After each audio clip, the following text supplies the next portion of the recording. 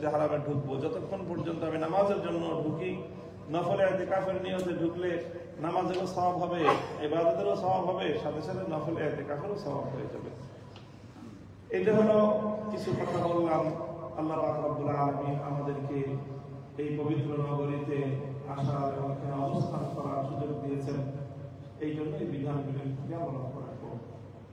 এবার চলে আসি আমরা আমাদের যে মূল লক্ষ্য, যে আমাদের আল্লাহ পাক রব্বুল আলামিন তার শরীয়তের গুরুত্বপূর্ণ বিধান হজের ফরজ আদায় করার জন্য আল্লাহ আমাদেরকে এই শহরে এনেছেন। আমরা প্রত্যেকে হয়তো উমরা করেছি, এখন আমরা হজের জন্য অপেক্ষমান আছি। আমরা 8 তারিখ সকালেই তো মিনায় যাওয়া, তো সেই হিসাবে 8 তারিখ খুব ভোরে আমরা প্রস্তুত থাকবো।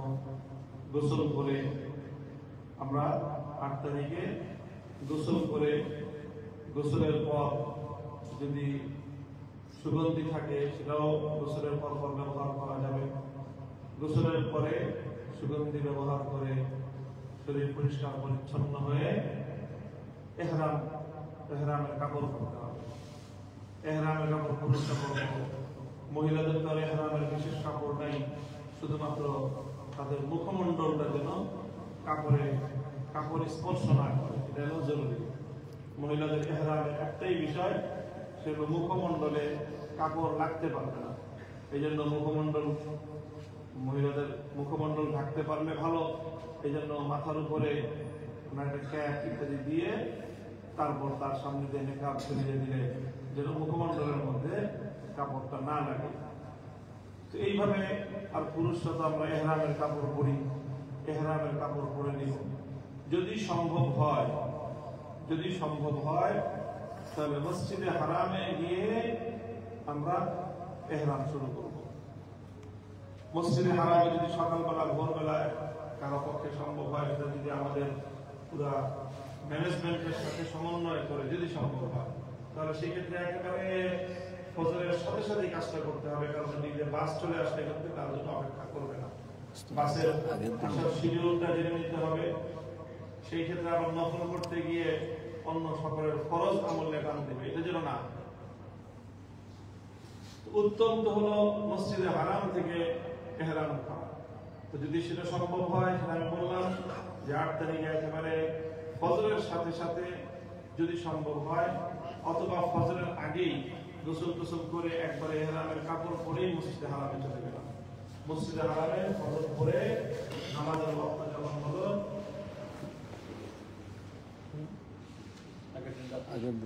তো যদি আগের দিন রাতেই হয়, আমাদের কাছে 7 তারিখে বাস দিয়ে দিবে, 7 তারিখে চলে যেতে হবে। তো 7 তারিখে আমরা এহরাম করব। সেই ক্ষেত্রে আমাদের সময় থাকবে, রাত্রে সময় থাকবে বাস দেওয়া। সেক্ষেত্রে আমরা মাগরিবের পরে অথবা ইশার পরে মসজিদে হারাম থেকে আমরা এহরাম করতে পারি। তো ঘর থেকে গোসল করে এহরামের কাপড় পরে মসজিদে হারামে চলে গেলাম। মসজিদে হারামে গিয়ে এহরাম করে এহরামের নিয়ত করে 2 রাকাত নফল নামাজ পড়ে, এহরামের যে নামাজ আছে 2 রাকাত নামাজ পড়ে তারপরে সেখানে এহরামের নিয়ত করে তালবিয়া পড়লাম। তালবিয়া পড়ার পরে যদি সম্ভব হয় একটা তাওয়াফ করব, এটাকে তাওয়াফে কুদুম, যেটা এটা মুস্তাহাব সুন্নাত। আমাদের যদিও তাওয়াফ করতে হবে, এই যদি সময় পাওয়া যায় আগে গেলে এটা করা যাবে। তাওয়াফ করে তারপরে চলে আসলাম। চলে এসে আমরা অপেক্ষায় থাকবো যে বাস কখন আসবে। তারপরে বাস আসলে নির্ধারিত সময়ে আমরা বাসে উঠে পড়বো।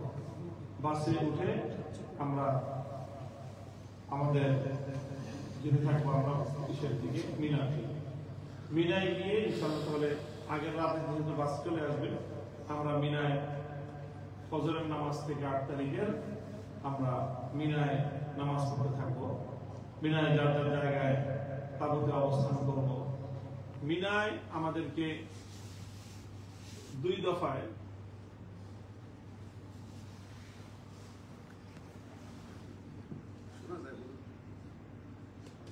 বন্ধ করে চালু করা, বন্ধ করে ব্লুটুথে ইয়া করে। মিনায় আমরা 2 দফায় যাব। প্রথম দফায় এই 8 তারিখে যাচ্ছি, 8 তারিখে গিয়ে থাকবো।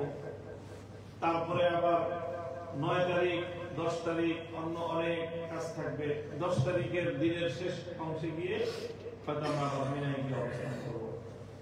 কাজে এই জন্য 8 তারিখ যখন আমরা যাবো মিনায়, তো মিনায় তো দেখা যাবে যে তাঁবুর মধ্যে প্রত্যেকের জন্য সুন্দরভাবে আমরা হোটেলে যেভাবে থেকেছি সেইভাবে থাকার ব্যবস্থা হবে না। তাঁবু ব্যবস্থা হয়েছে কিন্তু অনেক বেশি। আসলে আমাদের যে হজের যে কনসেপ্ট, হজের যে ইবাদতের যে গুরুত্ব, সেই গুরুত্বটাই আমরা অনেকে উপলব্ধি করি না। হজ এটা ইসলামের এক বিবেচনায় সর্বোচ্চ পর্যায়ের ইবাদত। সর্বোচ্চ পর্যায়ে আমি এই জন্য বলতেছি, হজের যে তাৎপর্য রয়েছে, হজের যে ফিলোসফি, হজকে যে আল্লাহ পাক রব্বুল আলামিন মুসলমানদের জন্য বিধিবদ্ধ করেছেন, ইসলামের যে 5টা স্তম্ভ কালেমা, নামাজ, রোজা, যাকাত, হজ, এগুলোর মধ্যে একটা চমৎকার এই বিধানগুলোর মধ্যে আল্লাহর পক্ষ থেকে একটা তাৎপর্যময় একটা ধারাবাহিকতা আছে। সেই ধারাবাহিকতায় সবচেয়ে প্রথম এবং বুনিয়াদী বিধান হলো কালিমা, ঈমান।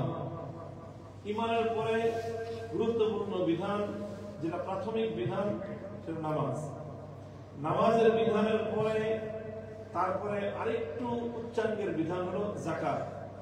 যাকাতের পরে আরেকটু উচ্চাঙ্গের বিধান হলো রোজা। রোজার পরে সর্বোচ্চ স্তরের ইবাদত হলো হজ। এই হজটা হলো মূলত মুমিন নামাজ, যাকাত, রোজা সবগুলো ইবাদত করে সে আল্লাহ পাক রব্বুল আলামিনের জন্য নিজেকে সর্বোচ্চ নিবেদন করার উপযুক্ত যখন হয়, তখনই একজন ব্যক্তিকে আল্লাহ পাক রব্বুল আলামিন হজের জন্য আল্লাহর ঘরের শহরে বানিয়ে আসেন। হয়তো আমরা অনেকে সেই তাৎপর্য পর্যন্ত পৌঁছতে পারিনি। আল্লাহ আমাদেরকে তার আগেই হয়তো নিয়ে এসেছেন, কিন্তু আল্লাহ এনেছেন আমার উপরে মেহেরবানি করেছেন, করুণা করেছেন যে আমার সেই কোয়ালিফিকেশন হয় নাই, কিন্তু আল্লাহ আমাকে অ্যালাউ করে নিয়েছেন। এর জন্য আমার কি করণীয়? আমার করণীয় হলো আমি এমন ভাবে হজটা করবো যেন আমি সেই কোয়ালিফিকেশন যা আমাদের চলে আসছে সেটা আমি আল্লাহ পাক রব্বুল আলামিনের সামনে প্রমাণ করবো, প্রকাশ করবো। হজের মধ্যে বারবার আল্লাহ পাক রব্বুল আলামিন একটা কথা বলেছেন, আল্লাহ রাসূলও বলেছেন, ফালাম ইয়ারফুস ফালাম ইয়াফসুক ফালা রাফাসা ওয়ালা ফুসুকা ওয়ালা জিদালা ফিল হজ। তিনটা বিষয়কে আল্লাহ পাক রব্বুল আলামিন কোরআনে পাকের মধ্যে বিশেষভাবে উল্লেখপূর্বক হজের মধ্যে আল্লাহ পাক নিষিদ্ধ করেছেন। বিষয়গুলো এমনিতেও নিষিদ্ধ, সবসময় নিষিদ্ধ, কিন্তু হজের বিধান আলোচনা করার সময় আল্লাহ পাক সূরাতুল বাকারার মধ্যে তিনটা গুনাহের কথা বিশেষভাবে আল্লাহ পাক উল্লেখ করেছেন, ফালা রাফাসা ওয়ালা ফুসুকা ওয়ালা জিদালা ফিল হজ। রাফাস অর্থ হলো অশ্লীল কোনো কাজ, অশ্লীলতা থেকে নিজেকে পরিপূর্ণভাবে মুক্ত রাখতে হবে, পবিত্র রাখতে হবে। কারণ এই যে হজের সময় একটা কাজ হয়, একটা বিষয় ঘটে যেটা সারা বছর অন্য কোনো সময় এতটা ঘটে না, সেটা হলো নারী পুরুষ বিভিন্ন সময়ে খুব কাছাকাছি চলে আসে, ঘনিষ্ঠ হয়ে যায়, তওয়াফ করতেছে আল্লাহর ঘর, মসজিদে হারাম, মাতাফ। এই মাতাফে অনেক পয়গম্বররা শুয়ে আছে, অনেক নবীর কবর আছে মাতাফের মধ্যে। নবীদের কবর হয় যেই নবী যেখানে মারা যান সেই নবীকে সেখানে দাফন করতে হয়, এটা নবীদের ব্যাপারে আল্লাহর বিধান। এই জন্য অনেক নবী বাইতুল্লাহ তওয়াফ করতে করতে ইন্তেকাল করেছেন, তখন তাদেরকে সেখানেই দাফন করে দেওয়া হয়েছে। এই মাতাফে যখন আমি হাঁটবো, তো কতটা সম্মান, কতটা মর্যাদা এই মাতাফের আমার দিলের মধ্যে, হৃদয়ের মধ্যে থাকা উচিত। এই জায়গার কতটা মর্যাদা বোধ অন্তরের মধ্যে থাকা উচিত, আমার শরীরটা কম্পমান থাকা উচিত যে আমার মতো এরকম গুনাহগার অপবিত্র ব্যক্তিকে আল্লাহ পাক রব্বুল আলামিন সেই জমিন দিয়ে হাঁটাচ্ছেন, যে জমিনে আল্লাহর অনেক নবী ঘুমিয়ে আছেন, শুয়ে আছেন, আল্লাহর এক পয়গম্বররা যেখানে কবর হয়ে গেছে, দাফন হয়ে গেছে। এবং এই সেই ঘর, ইন্না আউওয়ালা বাইতিন উদিআ লিন-নাস, যেই ঘর আল্লাহ পাক রব্বুল আলামিন তার পয়গম্বর খলিল ইব্রাহিম আলাইহিস সালাতু ওয়াস সালাম নির্মাণ করিয়েছেন, কি তার ফজিলত, কি তার সম্মান, কি তার মর্যাদা। তো যাই হোক, বাইতুল্লাহ তাওয়াফের সময়, বিভিন্ন সাঈর সময়, সাফা মারওয়ার সাঈর সময়, বিভিন্ন জায়গায় আমাদের মধ্যে নারী পুরুষ সবাই ঘনিষ্ঠ হয়ে যায়, কাছাকাছি চলে যায়। এই জন্য মানুষের প্রত্যেকের অন্তর, প্রত্যেকের মন যেন কেবলমাত্র আল্লাহর দিকে থাকে, আল্লাহর ভয়ে ভীত সন্ত্রস্ত থাকে, আল্লাহর প্রেম আর ভালোবাসা নিজের হৃদয় যেন আপ্লুত থাকে। অন্য কোনো দিকে যেন বিন্দু মাত্র আমাদের মনোনিবেশ না হয়, মনের মধ্যে শয়তান যেন কোনো ধরনের কুমন্ত্রণা সৃষ্টি করতে না পারে, মানুষের প্রবৃত্তি যেন কোনো ধরনের খারাপ চিন্তাও করতে না পারে। এইরকম পবিত্র চিন্তার দ্বারা, আখিরাতের ভয়ের দ্বারা, মৃত্যুর ভয়, আল্লাহর আযাবের ভয় জায়গার সম্মান এবং মর্যাদা দিয়ে নিজের হৃদয়কে পরিপূর্ণভাবে প্রস্তুত রাখতে হবে। এই জন্য প্রথম নিষিদ্ধভাবে কঠোরভাবে আল্লাহ যেটা নিষেধ করেছেন, ফালা রাফাস। এই জন্য মসজিদে হারামের পুরা এলাকা, পুরা মক্কা শরীফ, পুরা হজের মৌসুমেই এই জিনিসটা খুব খেয়াল রাখতে হয়। এমনিতেও এখানে হুকুমতের পক্ষ থেকে, রাষ্ট্রের পক্ষ থেকে এবং মসজিদে হারামের যে আয়োজক, মসজিদুল হারাম এর যে কর্তৃপক্ষ, তাদের পক্ষ থেকে বিশেষ নিরাপত্তা রক্ষীরা নিয়োজিত আছে সাদা পোশাকে, যারা এইসব বিষয় লক্ষ্য রাখে। আল্লাহ না করুন, আল্লাহ না করুন, অনেক সময় অনেকের দ্বারা দুর্ঘটনা ঘটে যায়, অনেক সময় কুমন্ত্রণায় পড়ে কেউ অন্যায় করে বসে, তখন এই সকল সাদা পোশাকধারী পুলিশরা তাদেরকে যদি কেউ ধরে ফেলে, দুনিয়ার কোন রাষ্ট্রপ্রধানের সুপারিশেও এই বিষয়ে একটু মতো ছাড় দেয়, এরকম ঘটনা আমরা জানি। যাই হোক, আমাদের তো ইনশাআল্লাহ সেই ধরনের চিন্তার সুযোগ নাই। আল্লাহ পাক রব্বুল আলামিন কোরআনে পাকের মধ্যে বলেছেন এটাই যথেষ্ট। পুলিশ কি করবে না করবে সেটা তো আমাদের প্রয়োজন হবে না চিন্তা করার। তো একটা বিধান যেটা আল্লাহ পাক বলেছেন সেটা হলো অশ্লীলতা মুক্ত থাকতে হবে চিন্তায়, মননে, আচরণে, সব জায়গায়। প্রথম ওয়ালা ফুসুক, এখানে কোনো অন্যায় কাজ করা যাবে না, কোনো মানুষের কোনো ক্ষতি করা, কারো জিনিসপত্র অন্যায়ভাবে ব্যবহার করা, এগুলো খুব হতে থাকে। দেখা যায় যে একজনের স্যান্ডেল রেখে একদিকে গেছে, বাস আরেকজন তার স্যান্ডেলটা পায়ে দিয়ে চলে গেল। মিনায় এরকম ঘটনা ঘটতে থাকে।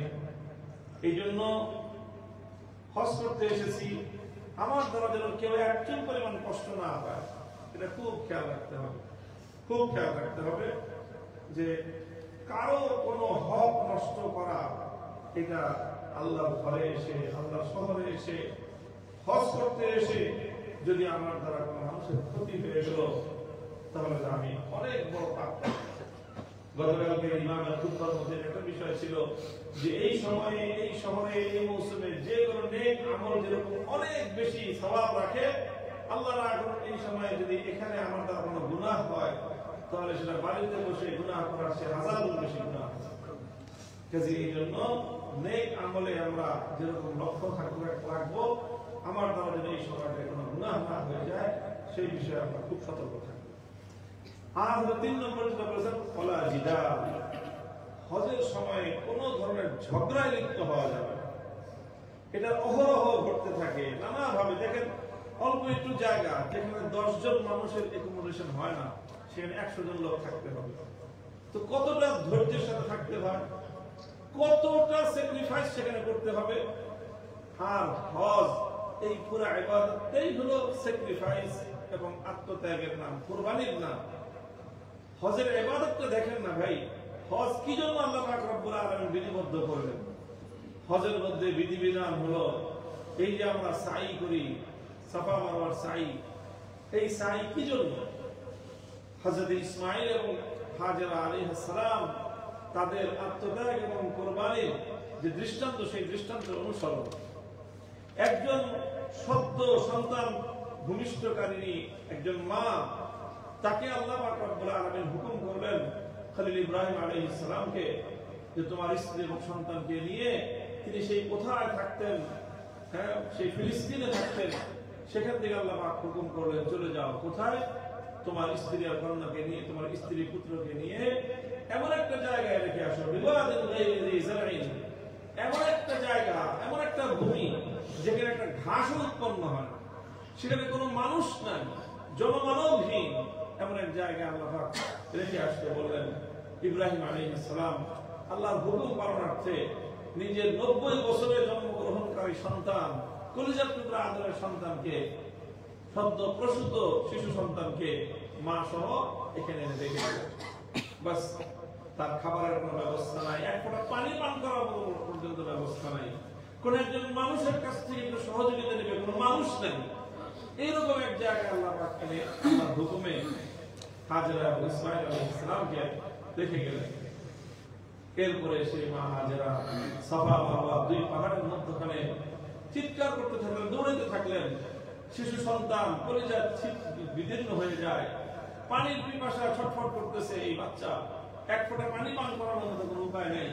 তিনি চিৎকার করতে করতে একবার এই পাহাড়ে আর একবার ওই পাহাড়ে ছুটোছুটি করতেছেন আর চিৎকার করতেছেন, যেমন কোন মানুষকে আপনারা আছেন চতুর্দিকে যে আমার আর্তনাদ শুনে আমাদেরকে একটু সহযোগিতা করতে আসতে পারেন। নাই, এই যে আমরা সবুজ বাতির নিচে যে একটু জোরে দৌড়াতে হয় পুরুষদের, কেন? কারণ এই জায়গাটা এমন ছিল যে এখান থেকে একটু গভীর ছিল। ইসমাঈল আলাইহিস সালাম তিনি বাইতুল্লাহর সামনে ছিলেন, জমজমের পুকুরে যেখানে, ওখান থেকে দেখা যায় না। তো মা হাজেরা তিনি ওই জায়গাটায় যখন অবতীর্ণ হলেন, বেশি দ্রুত গতিতে অগ্রসর হলেন যেন সন্তানকে দেখা যায়। সেই স্মৃতি আল্লাহ পাক রব্বুল আলামিনের কাছে এই ঘটনা কত বেশি আল্লাহ রাব্বুল আলামিনের কাছে মকবুল এবং গ্রহণযোগ্য হয়েছিল যে কিয়ামত পর্যন্ত দুনিয়ার মানুষকে আল্লাহ পাক সেই ঘটনা অনুসরণের নির্দেশ প্রদান করেছেন। এই স্যাক্রিফাইস এবং এত বড় আত্মত্যাগের দৃষ্টান্ত আমরা অনুসরণ করতেছি। মিনায় যে আমরা 3 দিন জামারাত করি, মিনায় যে আমরা 3 দিন কঙ্কর মারি, কিসের কঙ্কর মারা? এটা তো ইব্রাহিম আলাইহিস সালাতু ওয়াস সালামকে, ইসমাঈল আলাইহিস সালামকে শয়তান এসে কুমন্ত্রণা দিয়েছিল, মা হাজেরাকে কুমন্ত্রণা দিয়েছিল যে তোমার সন্তানকে নিয়ে যাচ্ছে তার বাবা জবাই করার জন্য। ইসমাঈলকে কুমন্ত্রণা দিয়েছিল যে তোমার বাবা তোমাকে এখানে নিয়ে আসতেছে কুমন্ত্রণা দেওয়ার জন্য, এই জবাই করার জন্য। ইব্রাহিম আলাইহিস সালাতু ওয়াস সালামের হৃদয়ে ওয়াসওয়াসা সৃষ্টি করার চেষ্টা করেছে শয়তান যে তুমি কি করতেছো, তোমার কলিজার টুকরা সন্তানকে তুমি জবাই করে দিবা। ইব্রাহিম আলাইহিস সালাতু ওয়াস সালাম বারবার শয়তানকে কঙ্কর ছুঁড়ে মেরেছেন, পাথর ছুঁড়ে মেরেছেন যে তুই দূর হ, আমি সবকিছুকে আমার আল্লাহ বাবার হুকুমের সামনে আমি কোরবান করতে প্রস্তুত। তো এই যে আমরা কঙ্কর মারছি না প্রতীকী বিষয়। ইব্রাহিম আলাইহিস সালাতু ওয়াস সালাম যখন শয়তান তাকে আল্লাহর হুকুমের বিরুদ্ধে কুমন্ত্রণা সৃষ্টি করার চেষ্টা করেছে, ইব্রাহিম আলাইহিস সালাম তার দিকে কঙ্কর ছুঁড়ে মেরেছেন। ত্যাগ স্বীকার করার জন্য নিজের সন্তানের গলায় ছুরি চালাবেন, সেজন্য তিনি যাচ্ছেন। আল্লাহর জন্য সর্বোচ্চ কোরবানিটা তিনি পেশ করতেছেন। মধ্যখানে যেন শয়তানের কুমন্ত্রণা বিন্দু মাত্র প্রতিবন্ধক হয়ে না দাঁড়ায়, ইব্রাহিম আলাইহিস সালাম সেই তৎপরতা পরিচালনা করেছেন। আর আমরা সেই তৎপরতা অনুসরণ করার জন্যই মিনায় যাই। আর মিনায় গিয়ে যদি আমরা পরস্পর ঝগড়ায় লিপ্ত হই, বলেন এর চেয়ে দুঃখজনক বিষয় এবং হজের পূর্ণ আয়োজনকে ধ্বংস করে দেওয়ার জন্য এর চেয়ে বড় উপায় আর কি হতে পারে? এর কি হতে পারে? মিনায় এই 30 লক্ষ মানুষ একটা জায়গায় থাকবে। চিন্তা করতে পারেন, 30 লক্ষ মানুষ একটা জায়গায় থাকবে যেখানে কোনো ভবন নাই, বিল্ডিং নাই, খালি ফাঁকা ময়দান। এখন তো আধুনিক যুগে এসে সেখানে কত আয়োজন করা হয়েছে, তাঁবুর ব্যবস্থাপনা করা হয়েছে, টয়লেটের ব্যবস্থাপনা করা হয়েছে, খাবারের ব্যবস্থাপনা করা হয়েছে। এটা কতদিনের আয়োজন? সর্বোচ্চ না হয় 60-70 বছর ধরে এই আয়োজন চলছে, একটু একটু করে। এর আগ পর্যন্ত তো মিনায় কোনো একটা গাছ ছিল না, কোনো একটা পাতা ছিল না, কোনো একটা তাঁবু ছিল না ছায়ার মতো। এইভাবেই মানুষ এই অবস্থায় আল্লাহর ঘরের যারা হুজ্জাতে বাইতুল্লাহ, আল্লাহর ঘর যারা হজ করতে আসতেন, এই সকল আল্লাহ পাক রব্বুল আলামিনের মেহমান বৃন্দ তারা ওই মাঠে গিয়ে এভাবে পড়ে থাকতেন। আল্লাহ এটা আরশ থেকে এটাই দেখতে চান যে আমার বান্দারা আমার কাছে, আমার সামনে এসে এভাবে তারা পড়ে আছে, শুয়ে আছে। তো এই জন্য মিনায় যে আমরা থাকবো, মিনায় আমাদের অবস্থানটা সবচেয়ে ধৈর্যপূর্ণ, সবচেয়ে নিজের ত্যাগ এবং কোরবানির সাথে হতে হবে। এখানে অনেক রকম সমস্যা সামনে আসবে, যেটা আমি বললাম। এরকম 10 জনের জায়গায় 100 জন লোক থাকতে হবে। এই 100 জন লোক যদি আমরা থাকতে পারবো, ভালো থাকতে পারবো, একটাই উপায়, সেটা হলো প্রত্যেকে চেষ্টা করব যে আমি সবচেয়ে কষ্টের মধ্যে থাকবো আর আমার দ্বারা বাকি সবাই, আমি আমার কষ্টটুকু স্বীকার করে অন্যদেরকে আরাম পৌঁছাইবো। এই নিয়তে যদি আমরা 100 জন লোক এক জায়গায় থাকতে পারি, তাহলে 10 জনের জায়গায় 100 জন শান্তিতে থাকতে পারবো। আর যদি আমি চিন্তা করি যে আমার একটু আরামে থাকতে হবে, আমি একটু কষ্ট কম করতে পারি, আমি অসুস্থ মানুষ, আমি বৃদ্ধ মানুষ, আমি মহিলা মানুষ, এই সব চিন্তা যদি আমরা করি, তাহলে না আমি আরামে থাকতে পারবো, না আমি অন্যদের জন্য ত্যাগ স্বীকার করতে পারবো। ভাই ত্যাগ এবং কোরবানি তো এটারই না। ইসমাইল আলাইহিস সালাম তো শিশু ছিলেন, মা হাজরা তো মহিলা ছিলেন, মাত্র সদ্য ওনার সন্তান ভূমিষ্ঠ হয়েছে।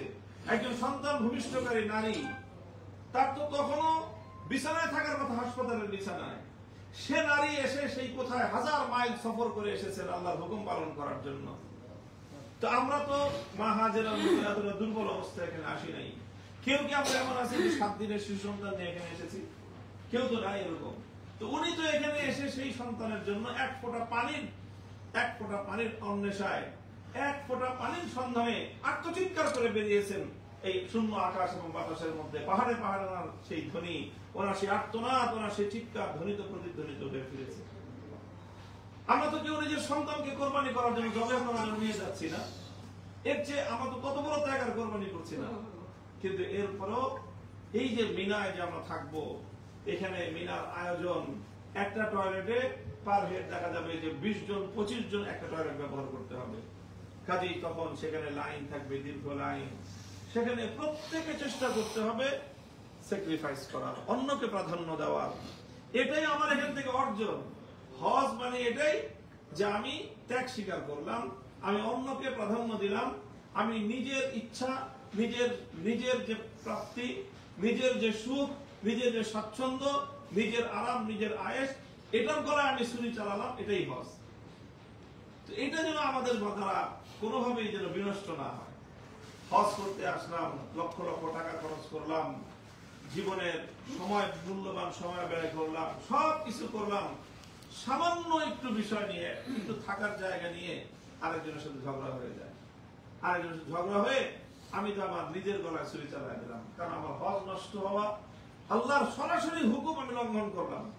ফালা জিদালা ফিল হাজ্জি, হজের মধ্যে কোন ধরনের ঝগড়ায় লিপ্ত হওয়ার বৈধতা নাই। চাই আপনি সঠিক পন্থায় থাকুন, বেঠিক পন্থা থাকুন, অন্যায় আপনি করুন, অন্যায় আরেকজন করুন। আরেকজন অন্যায় কোনো কিছু করলেও তার সঙ্গে ঝগড়া লিপ্ত হওয়ার সুযোগ এখানে নাই। তখন তারা বলতে হবে যে আমি হজে আছি, বাড়িতে গিয়ে তোমার সাথে ঝগড়া করবো। কারণ তুমি আমাকে যত যা করো, আমার তোমার সাথে ঝগড়া করা, গায়ে পড়ে পায়ে পাড়া দিয়ে যদি একজন ঝগড়া লিপ্ত হতে চায়, তার কাছে একই জবাব যে ভাই হজে আসছি, আমার ঝগড়া তোমার সাথে বাড়িতে গিয়ে। এতটুকু পর্যন্ত বলতে পারি, বাস। এইভাবে আমাদেরকে মিনায় অবস্থান করতে হবে। তো মিনায় 8 তারিখে থাকবো। 5 ওয়াক্ত নামাজ জামাতের সাথে পড়ার চেষ্টা করতে হবে। ওখানে যেহেতু বিভিন্ন ব্যবস্থাপনা অপ্রতুলতা থাকবে, ওটা পার্মানেন্ট কোনো হোটেল না, হোটেল কক্ষ না, সেটা একটা অস্থায়ী তাবু। সেই তাবু একবার করা হয়েছে, সারা বছর পড়ে থাকে। হজের এই 4 দিন সেটা ব্যবহৃত হয়। এই 4 দিনের জন্য এই বিশাল আয়োজন করা আছে। তারপরে আমরা 9 তারিখ সকালে ভোরবেলা, 9 তারিখ যখন আসবে, গাড়ি দেওয়া হবে। গাড়ি আসবে, সেই গাড়িটা বিশাল কাহিনী। 30 লক্ষ মানুষ মিনা থেকে আরাফার দিকে রওনা হওয়া শুরু করবে। এটা একটা বিশাল এলাহি কারবার।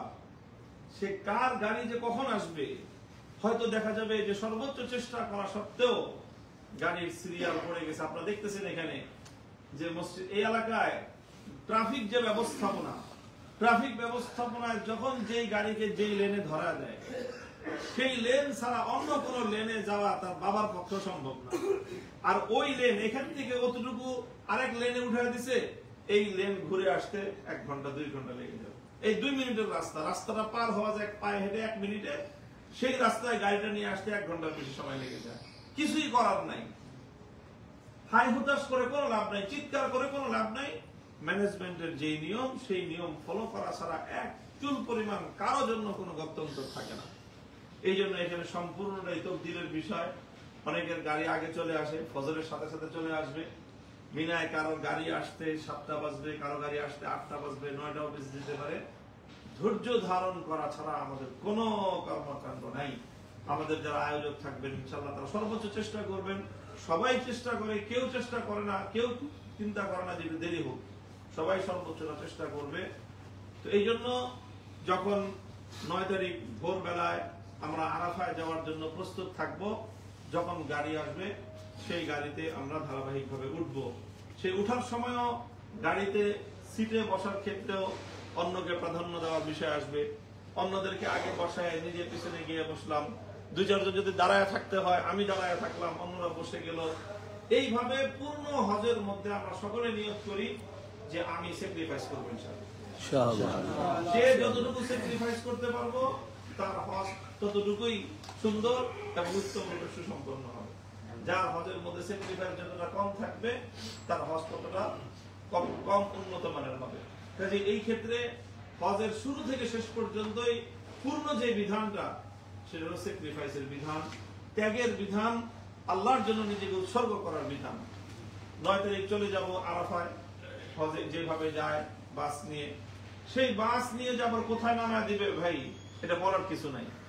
যদি তকদির ভালো থাকে তাবুর কাছাকাছি নামাবে। আল্লাহ যদি আমাদেরকে একটু বেশি পরিশ্রম নিতে চান আমাদের কাছ থেকে, তাবু এক জায়গায়, গাড়ি চলে যাবে আরেক জায়গায়। ওখান থেকে গাড়ি নিয়ে যদি আমি আমার জায়গা মতো আসতে চাই দেখা যাবে 4 ঘন্টা লাগবে। তখন হয়তো আমার এরকম সিদ্ধান্ত নেওয়া লাগতে পারে আলোচনা করে যে আমরা 10 মিনিট 15 মিনিট পায়ে হেঁটে যাব। তখন ওখান থেকে নেমে পায়ে হেঁটে যাওয়া লাগতে পারে। সেটার জন্য নিজেকে প্রিপেয়ার রাখতে হবে মানসিকভাবে যে হ্যাঁ একটু কষ্ট হলেও যেইভাবে পরামর্শক্রমে সিদ্ধান্ত হবে সেভাবে আমরা অনুসরণ করব। এরপরে আরাফার জায়গায় যখন চলে যাব সেখানে গিয়েই আরাফায় ওকুফের জন্য লম্বা সময় না, দিনের হয়তো আমরা যদি একটু আগে আগে পৌঁছতে পারি সন্ধ্যা পর্যন্ত, পৌঁছতে একটু দেরি হলে দুপুরের আগে আগে পৌঁছা যায়, আশা করা যায়। সেই ক্ষেত্রে গিয়ে সেখানে গোসলখানার ব্যবস্থা আছে, সেখানে গিয়ে গোসল করা সুন্নত। আরাফার দিন সেইভাবে নিজেরা সব ব্যবস্থাপনা নিয়ে যাবেন। একাধিক ইহরামের কাপড় রাখবেন সাথে, একটা গামছা যেন গামছাটা ভিজিয়ে রাখা যায়, গামছা দিয়ে গা মোছা যায়, এরকম একটা গামছা রাখবেন। ইহরামের কাপড় যেহেতু অবস্থায় থাকবো সতর্ক থাকতে হবে। গোসল করতে গিয়ে, উযু করতে গিয়ে শরীরের দাড়ি লোম এগুলো যেন পড়ে না যায়, এটা খেয়াল রাখতে হবে। একটা দাড়ি পড়ে গেলে, একটা দাড়ির জন্য, একটা লোম শরীর থেকে পড়ে গেলে একটা লোমের জন্য সাদাকা দিতে হয়। এটা খেয়াল রাখবেন যে ইহরামরত অবস্থায় নিজের শরীর থেকে যতগুলো লোম পড়ে যায়, অনেক সময় হাত ধোয়ার সময়, মুখ ধোয়ার সময়, গোসল করার সময়ও এই গোসলের পানির ইসেও 2-4টা লোম পড়ে যায়। তো এই জন্য এক একটা লোমের জন্য চেষ্টা করবেন যে অন্তত 1 রিয়াল করে সাদাকা করে দিতে। এটা একটা করতে থাকবেন এই পূর্ণ হজের মৌসুমটায়, যে এই কিছু কিছু রিয়াল সাদাকা করে দেওয়া, কারণ আমাদের দ্বারা কিছু ত্রুটি হচ্ছেই, কিছু ত্রুটি হতে থাকে। এই জন্য রিয়াল, কিছু কিছু রিয়াল এই ছোটখাটো বিষয়ের জন্য 1 রিয়াল করে সাদাকা করে দেওয়া। এই হলো। তারপরে সেখানে গিয়ে জোহরের আগে আমরা ইনশাআল্লাহ এই মিনা আরাফায় আমরা জোহরের নামাজ, জোহরের আগে গোসল করব। জোহরের আগে গোসল করার পরে তারপর সেখানে জোহর এবং আসরের নামাজের বিষয় আসবে। জোহর এবং আসরের নামাজের বিষয় নিয়ে একটা মাসলাগত মাযহাবগুলো আলেমরা আমাদের মত পার্থক্যের বিষয় আছে। জোহর এবং আসর ভিন্ন ভিন্ন সময়ে পড়তে হবে। যারা মসজিদে নামিরায় গিয়ে নামাজ পড়তে পারেন তারা জোহর আসর একসাথে পড়বেন। আর যারা মসজিদে নামিরায় যাওয়ার সুযোগ নাই, ওখানে যাওয়ার কোনো সুযোগ থাকেও না, ওই চেষ্টা করবেন আপনার এই বিশাল আরাফার মাঠে ওখানে ব্যবস্থাপনা, একদিনের কয়েক ঘন্টার জন্য ব্যবস্থাপনা, বুঝতেই পারেন কতটুকু ব্যবস্থা, সারা বছর সেটা এমনি পড়ে থাকে। সেখানে জায়গা গিয়ে আবার সেখান থেকে নিজের গন্তব্যে ফিরে আসা এটা একরকম অসম্ভব ব্যাপার। এই জন্য কেউ ডানে বামে অন্য কোনো দিকে যাওয়ার চিন্তাই করবেন না। আরাফার মাঠে যদি হারায় যান একবার তাহলে কিন্তু অনেক ভোগান্তি পোহাইতে হবে। পূর্ণ হজ পরবর্তীতে নিজের একা একা করা লাগবে। সেই জন্য আরাফার মাঠে যেন কেউ হারিয়ে না যায়, নিজের গন্তব্য, নিজের স্টেশন যেন কেউ হারিয়ে না ফেলি আমরা, সেই বিষয়ে খুব সতর্ক থাকতে হবে। তো সেখানে নামাজের জন্য আমরা উপস্থিত থাকবো। আলেম ওলামারা যেভাবে নামাজ পড়ে সেভাবেই নামাজের মধ্যে শরীক হতে হবে। আসরের সময় আসর, জোহরের সময় জোহর এবং আসরের সময় আসর, নির্ধারিত সময়ে ওয়াক্ত সময়ে আমরা জোহর এবং আসরের নামাজ আদায় করব। যারা মুসাফির আছেন, অর্থাৎ আমরা অধিকাংশই মুসাফির, কারণ একাধারে 15 দিন পর্যন্ত হয়তো আমরা কেউ মক্কা শরীফে থাকার নিয়ত নাই। যাদের নিয়ত নাই তারা ওখানে কসর করবে। যাদের 15 দিন একাধারে মক্কা শরীফে থাকার নিয়ত আছে তারা জোহর এবং আসর উভয় নামাজ 4 রাকাত করে পূর্ণ করবে। এই নামাজের বিষয়টা তখন উপস্থিত সময় আবার একটু ভালো করে যার যারটা ব্যক্তিগতভাবে নিজে একটু জেনে নেবেন যে আপনি কোন গ্রুপে পড়েন আর আমরা আসি, সেখানে তখন উপস্থিত আমরা এই বিষয়গুলো আবার বলে দিব। এরপরে জোহর আসর পরে আসরের নামাজ থেকে হলো সূর্যাস্ত পর্যন্ত উকুফে আরাফার মূল পর্ব। তো সেই সময়টায় একেবারে আসরের নামাজ থেকে মাগরিব পর্যন্ত পূর্ণ সময় যেন 1 মিনিটও ডানে বামে ব্যয় না হয়, সেদিকে খুব খেয়াল রাখা। এবং আসরের পরেই আল্লাহ পাক রব্বুল আলামিন দোয়া কবুল করেন। এবং হজের মূল কাজটাই হলো আরাফার মাঠের উকুফ করা, এবং আরাফার মাঠের উকুফের একেবারে গোল্ডেন মোমেন্টটা হলো সূর্যাস্তের আগে, আসরের পরে। কাজে ওই সময় যেন কোনোভাবে নষ্ট না হয়, ওই সময় যেন আমার কারো ঘুমাতে না হয়, ওই সময় যেন কেউ গল্প গুজবে না থাকি, ওই সময় যেন কারো বাথরুম টয়লেটে গিয়ে সময় নষ্ট করতে না হয়, আগে থেকে প্রিপেয়ার থাকতে হবে। এই জন্য সেখানে একেবারে সূর্যাস্ত পর্যন্ত আমরা ইবাদত বন্দেগীর মধ্যেই থাকবো। এরপরে সূর্যাস্তের পরে ওখানে আমাদের উকুফ আরাফা শেষ হয়ে যাবে। এই বিধান আসবে 9 তারিখে মাগরিবের নামাজের ওয়াক্ত হয়ে যাবে আরাফায় থাকতেই, কিন্তু আরাফায় আমরা মাগরিবের নামাজটা পড়ব না। আমরা তখন মুজদালিফায় যাব, বাস আসবে, সেই বাস পর্যন্ত গিয়ে ওঠা এটা কঠিন একটা বিষয় থাকবে। সেই জায়গায় হারায় গেলে কিন্তু এক মহাসমুদ্রের মধ্যে পড়ে যাবেন। আরাফা থেকে মুজদালিফায় যাওয়ার সময় খুব কেয়ারফুল থাকতে হবে। আরাফা থেকে মুজদালিফায় যাওয়ার সময় যারা বাসে উঠবো সুন্দরভাবে যেন কোনোভাবেই জামাত থেকে বিচ্ছিন্ন না হয়, সেইভাবে খুব সতর্কতার সাথে বাসে উঠতে হবে। বাস নিয়ে মুজদালিফায় কোনো এক জায়গায় নামায় দিতে হবে। সেই মুজদালিফায় নামায় দিলে মুজদালিফায় যে কোনো এক জায়গায় আমরা অবস্থান করব। সেখানে খুব ঘুমানোর কোনো ব্যবস্থাই থাকবে না মুজদালিফার সেই রাত্রিতে। হয়তো সাথে করে ছোট একটা ব্যাগ যদি রাখেন, সেই ব্যাগের মধ্যে কারো যদি বালিশ ছাড়া ঘুম না হয় এমন কেউ হয়, তাহলে ব্যাগের মধ্যে এই পরিমাণ জিনিস রাখবেন যেন ব্যাগটাই আপনার বালিশ হয়ে যায়। বাতাস দেওয়া বালিশ রাখতে পারেন, যদি কারো থাকে, না থাকলে এখান থেকে সংগ্রহ করতে পারেন। যদি বালিশ অপরিহার্য হয়, ছোট্ট একটা চাদরের মতো কিছু থাকবে যেটা বিছানো হবে, আর একটু বালিশ মাথার নিচে হওয়ান সামান্য একটু কিছু। মুজদালিফায় খেয়াল রাখতে হবে যে মুজদালিফায় টয়লেট করা খুব কঠিন একটা ব্যাপার। খুব সামান্য অল্প কিছু টয়লেট, এই টয়লেটে কোথায় খুঁজে পাবেন, কোথায় যাবেন না যাবেন খুব কঠিন। এই জন্য আরাফা থেকে মুজদালিফায় এই জায়গাটা খুব কষ্ট হবে, আগে থেকে প্রিপেয়ার থাকতে হবে।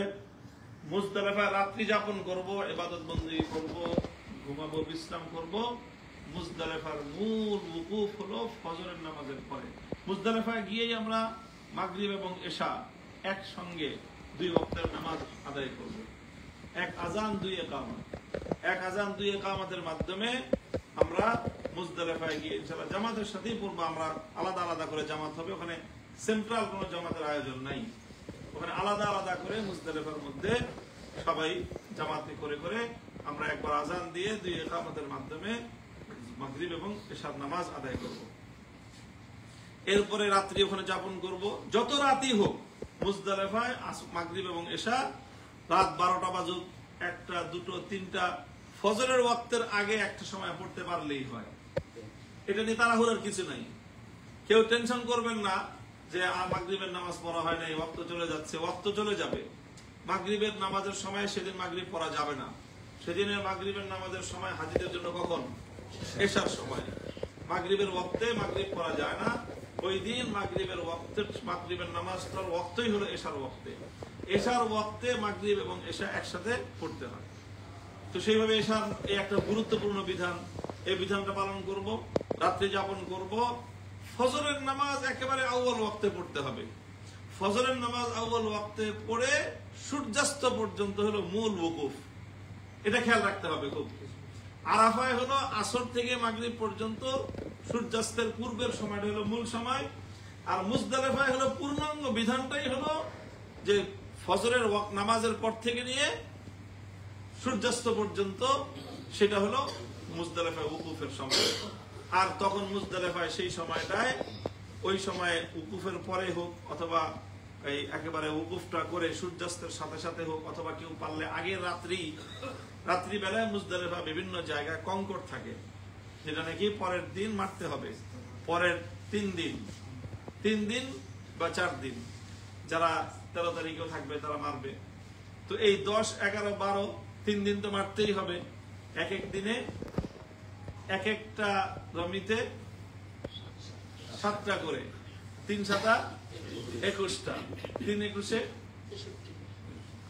এই পরিমাণ পাথর, ছোট ছোট বিভিন্ন ব্যাগ থাকে কারো কাছে, অথবা কারো কাছে বোতল থাকে, ছোট সাইজ দেখে বাছাই করে পাথর নিয়ে নিতে হবে।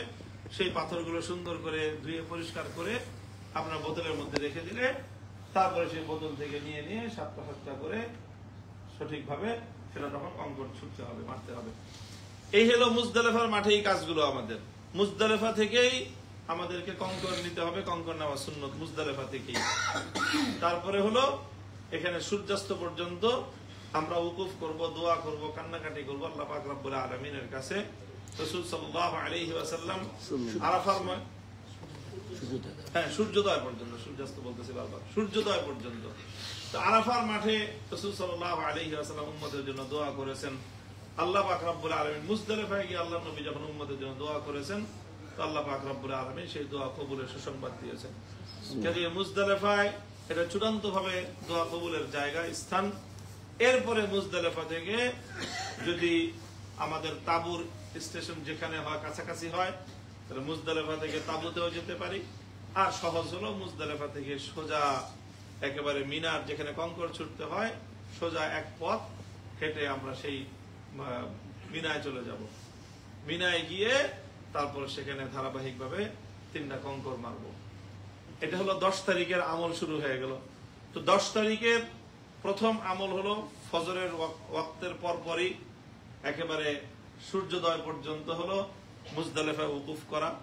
2 নম্বর আমল হলো সূর্যোদয়ের পরে মিনায় গিয়ে কঙ্কর নিক্ষেপ করা। 3 নম্বর আমল হলো সেখানে আমরা যেহেতু সবাই হজ্জে তামাত্তু বা হজ্জে কিরান করতেছি, তাহলে সেই ক্ষেত্রে আমাদের দমে শুকর দিতে হবে, কোরবানি করতে হবে। তো কোরবানিটা তো আয়োজন কেন্দ্রীয় ভাবেই হচ্ছে, সেই কোরবানিটা হচ্ছে কিনা কখন হলো সেটা সংবাদ নিতে হবে। সেই সংবাদ নেওয়ার পরে যখন আমরা সংবাদ পাবো যে হ্যাঁ কোরবানি হয়ে গেছে, তারপরে মাথা হলক করে হালাল হয়ে যাবে।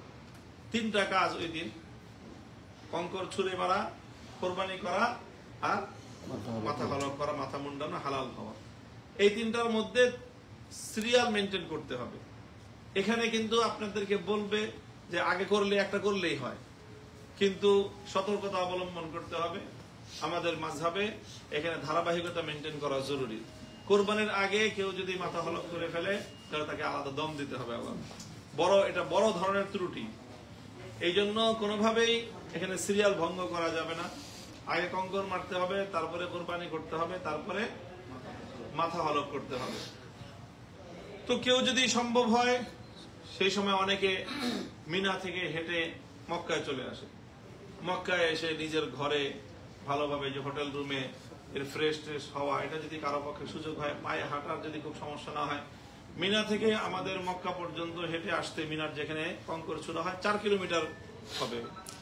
তো হ্যাঁ, মিনা থেকে এই পর্যন্ত না, এত 4 থেকে 5 কিলো হবে, এত হবে না। হ্যাঁ, তো এটা হেঁটে আসা সম্ভব, সহজ। হেঁটে আসা ছাড়া অবশ্য অন্য বিকল্প কোনো রাস্তাও থাকে না। যদি মিনার তাবুও এরকম থাকে, মিনার তাবু কোথায় পড়ে, তাবু যদি কাছাকাছি হয় তো কঙ্কর ছুঁড়ে তাবুতেও ফিরে যেতে পারি। আর যদি দেখা যায় যে না, তাবুও বেশ দূরে, কঙ্কর ছুঁড়ে মক্কায় চলে আসার যদি সুযোগ থাকে, তাহলে মক্কায় নিজের হোটেলের লোকেশনটা খুব ভালো করে মনে রাখতে হবে, যে কিভাবে অন্তত আমরা তো যে কোনো ভাবে হোক হারামে পৌঁছতে পারবো। হারামে পৌঁছলে সেখান থেকে নিজের হোটেল তো আমরা চিনবই। হোটেলে গিয়ে আরাম করে গোসল টোসল করে যদি এর মধ্যে খবর নেব যে আমার কোরবানি হয়েছে কিনা, কোরবানি হয়ে গিয়ে থাকলে এখানে এসে হলক করে হালাল হয়ে ফ্রেশ হয়ে গোসল টোসল করে নতুন কাপড় চোপড় পরে ঈদের দিনের একেবারে যত রকমের আপনার সাজসজ্জা এবং সুগন্ধি সব ব্যবহার করবেন, করে ধীরে সুস্থে মসজিদে হারামে যদি সম্ভব হয় তাহলে সেখানে গিয়ে তাওয়াফে জিয়ারত, ফরজ তাওয়াফ যেটা, সেই তাওয়াফ করতে হবে। প্রথম দিন তো 7 রাত, প্রথম বড় যাওয়ার প্রথম দিন একটা যাওয়ার মারা হবে। হ্যাঁ, ওটা তো জি। তো এইভাবে আমরা রমি করব। রমি করার পরে মসজিদে হারাম যদি সম্ভব হয় মসজিদে হারামে মক্কায় চলে আসব। মক্কায় চলে এসে দিক দিয়ে খবর নেব যে আমাদের কোরবানি হয়েছে কিনা। কোরবানিটা হয়ে যাওয়ার পরেই আমরা হলক করব। হলক করে যদি শারীরিক স্বাস্থ্যে কুলায়, যদি এনার্জিতে কুলায়, বিকালে হোক সন্ধ্যায় হোক যে কোনো সময় আমরা তাওয়াফে জিয়ারত করে ফেলবো। তাওয়াফে জিয়ারত করে আর কেউ আমরা মক্কায় না থাকবো, এটাই ভালো। আমরা মিনায় গিয়ে অবস্থান করব। মিনার তাঁবুতে 3 দিন অবস্থান করা একটা সুন্নত। সেখানে হোটেলেও থাকা যায়।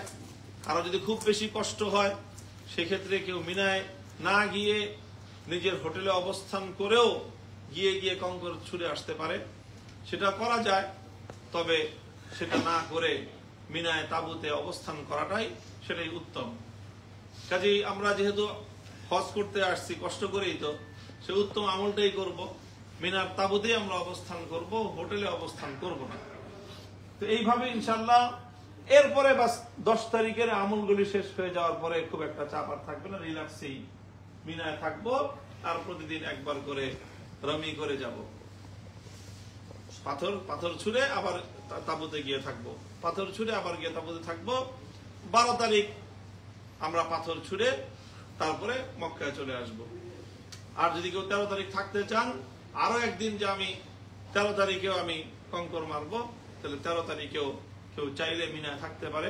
বা 13 তারিখেও কেউ চাইলে মিনায় যদি থাকে, 13 তারিখ যদি কারো সূর্যোদয় পর্যন্ত কেউ মিনায় থাকে তাহলে তার 13 তারিখ কঙ্কর না মেরে আসা যাবে না, 13 তারিখ কঙ্কর মেরেই তাকে আসতে হবে। তো এই হলো মোটামুটি আপনার 12 তারিখের মধ্যেই 8, 9, 10, 11, 12 এই 5 দিনেই হজের যাবতীয় সব আমল শেষ হয়ে যাবে।